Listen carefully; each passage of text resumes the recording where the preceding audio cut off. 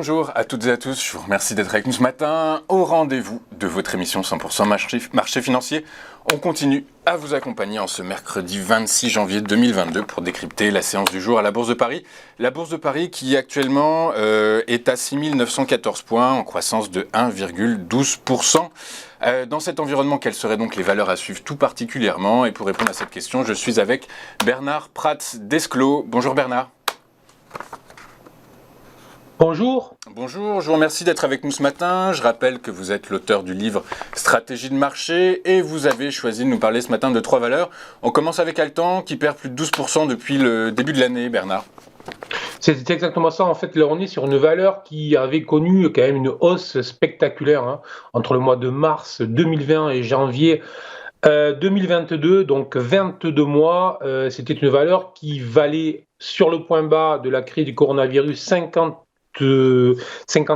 € et qui est monté jusqu'à 163 €, autrement dit x3. Donc, à un moment ou à un autre, la probabilité qu'on prenne des bénéfices est une possibilité. Alors, c'est vrai que certains ont pu croire que les arbres montaient jusqu'au ciel. Peut-être que nous allons apprendre que finalement, les arbres ne montent pas tous jusqu'au ciel. Et là, on constate vraiment que depuis le début de l'année, on a une valeur qui est en train de nous dessiner des figures de retournement. Alors, on a un premier support qui est très important. En fait, c'est un support double qui est à la fois une oblique et une horizontale sur le niveau des 135, donc 6 € sous les niveaux actuels, qui serait pour moi l'ultime chance des acheteurs. Si jamais la valeur venait à clôturer sous les 135 €, on aurait une accélération probablement rapide sur les 125 €.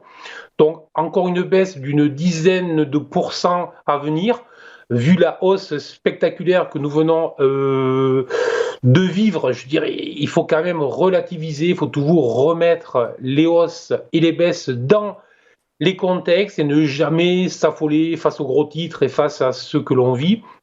Donc là, on voit très bien que c'était une valeur très acheteuse.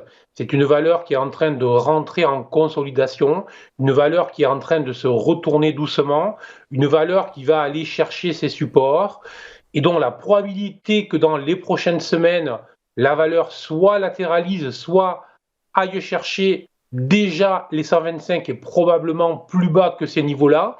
On est sur des probabilités relativement fortes.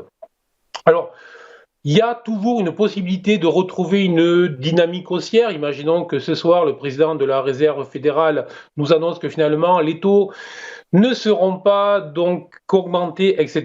Mais bon, on sait bien qu'il y a des faibles probabilités et donc on est vraiment sur une phase où il faut vraiment regarder ce que les actions nous expliquent. Et là, on est vraiment sur une phase de marché où cette action-là nous dit je vais corriger dans les prochaines semaines. Donc, on le regarde, on fait avec, et c'est tout ce qu'il faut dire.